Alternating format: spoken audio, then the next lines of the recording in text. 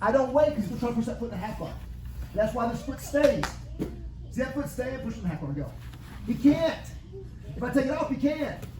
Look how easy that is. All right, so let's talk about going to the mount, right? Because we're gonna talk about going to the mount this week, and then maybe half of this week we'll go side body, or next week. So it just depends on what I'm seeing as people are getting this working for themselves. All right, so we're in this position here. We pass the lapel. We're not looking at on underhooks or anything just yet. We're gonna pass this lapel. If he has the underhook, right, I am going to get it. I'm gonna get the underhook back. I'm gonna show you how, let's say that I'm not getting the choke, it's not working out, but I wanna use it to pass, okay? So what I'm gonna do is I'm actually gonna bury a little bit over, okay? So I'm gonna turn and angle my body this way. So he gets that underhook nice and tight. Right, I'm gonna angle myself over and you can see that I can start to get that underhook. I change the angle. From here I can't get, and he can bridge into me and cause problems for me. Yep, that sucks because look at my shoulders. We're violating the rule from last week, right? So what I do is I go square, like I'm trying to put the weight on this guy. It's not working out. I can get my hand underneath and now I'm inside that under here, the hook here. And the underhook so that I can go to the mount or side body, depending. We're gonna go to the mount for here. So from this position here, the guy's gonna reposition. He's either gonna hug my neck with his arm to try to create to where his shoulder can unify to try to bridge me, or he's gonna frame. One of the two things. He's either gonna frame or he's going to hug. Those are the two basic options once I get the underhook. He's gonna hug my head and try to use his shoulder to push me to take negative pressure off of my pressure, or he's gonna frame. Most people frame. They just do. They wanna create pressure here, they wanna push. When they push here, it makes it very easy. I'm gonna slide my head to right here. Right there. Once that happens, this is not good for this guy. Now I can put so much pressure on his neck. Here's the choke again. But the choke is going to make me go to the mount. So I drive the choke, here, my knees come up, I slide and my knee comes to here. Now, notice how I can keep my ankle. Keep my ankle, yeah. He keeps my ankle. It's not a problem. I'm gonna put so much pressure on his jaw that I want his other hand to come up and assist.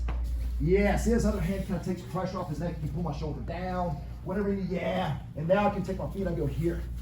And I'm in this position here. And I chill. Once I'm ready, then I go 1, 2, and go ahead and stick my feet under. So I do this kind of riding hooks kind of thing on him. I know there's a lot of detail here, but it's important, right? So again, we've passed it, we're in half guard, we've passed this lapel. If I have the underhook, great. If I don't, right, I need to get it. So I go over here a little bit, and I can take it and get the underhook now. And now the guy's either gonna hug my head, or he's going to frame. If he frames, we pop the elbow and slide my head to the other side, or he's hugging my head, I'm gonna do what's called, I'm gonna draw a line under his armpit, watch. 1, 2, 3, there it is, boom. I slid up under the thing. Everybody tracking there? Again, if he's here, I take my forehead and I draw a line on his chest. Forehead on his chest, and I come around here, boom, and now I'm there. Once I'm here, now I'm gonna put all my pressure here, and I'm gonna clear my knee. If I need to use my hand, I can use my hand to clear. If he traps my ankle, trap my ankle. Yeah, it's no problem. I just go to assist. From here, if the guy tries to throw me off the bridge, boom. We're back to our original, boom, I go to the mount, no problem. I chill there, I'm not in a hurry. It feels deceptive when you're on top. You're like, man, I can get rolled here.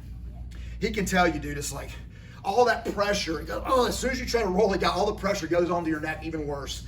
And the guy's like, just go to the mount already. It's so important why I have to do these in this particular order. So this individual's looking for the opportunity to put me either in half guard or to roll me or to do something with it. So when I go, I need to make sure things are tight as I go forward, okay? So I've got this passed. If I have this, you know, I want to get this in, but I don't want to turn myself because I can get rolled. So I need to make sure to go way out here to get that underhook to come back in here. So I'm still keeping the same structure of everything. If he's hugging my head, I go down towards my hips here. So basically I go to my knees. Watch what happens. I go to my knees. It's very hard for this guy to stop me going down. If I try to take my head through here and he's hugging tight, yeah, it's very hard. But it's very hard for him to stop me going straight down, like almost taking my butt to my heels to get this down. That's hard for him to stop. Even if he has my lapel, I pass my lapel to the, yeah. Now, it makes it harder. Don't get me wrong. Yeah, this makes it a lot harder. See, because he's basically bounding me up. So I may have to kind of change the angle a little bit here. Change the angle to come down and get it, but I still have it. Does that make sense? I gotta get my head here. The reason why I have to have this is because when I'm here and I'm trying to go to mount and I drive forward, I can't put all that pressure on his neck. But when I do that assist, he can still roll me, he can bridge me. I gotta get this arm to the other side of his head here, like so. And now I put my head on the mat to create that pressure on his neck to do the assistance. So I go here and I push here. Now the guy tries to throw me this direction with this hand on the backside on my hips or something. My hand's out here to stop that. That's why this is important. I need this on the side. So this hand's here. Is everybody tracking there? He's trapping my ankle right here. So when I go up, he can still try to push me off of me. Yeah, but he can't. This is stopping him. He wants to try to throw this leg into half guard. Right? So a lot of times if I go too quick to pull this out, he throws that leg in half guard, and now he's on the side, and now, oh crap, he's got the, oh crap. Does that make sense? I'm now giving the back, okay? So there's a reason why we have to do everything in the sequential order that we do it in. We can't be in a hurry. So I go here, I pass this to here, I stabilize myself, I clear my knee, he trapped my foot, everybody's gonna do it, they do it, right? I put this foot up. Even if he opens, I don't wait because he's gonna try to push that foot in the half guard. That's why this foot stays. See that foot stay and push it in the half guard and go. He can't. If I take it off, he can. Look how easy that is. Is everybody tracking? So I keep this guy here and this guy here, and I'm floating. You're like, can he roll you? No. If he tries to roll me to his right, his neck hurts. Roll me to your left. Man, how horrible is that? It's horrible. If he tries to roll me to his left, my hand's stopping the whole deal. Now when I'm ready, I go. So I sit in that kind of floating, feet on his hips position until I want to go to the mat. At that time, the guy's like, please go to the mount already. This is horrible. You feel like you're off balance when you're on top, but you're really not. The guy doesn't have the option to toss you.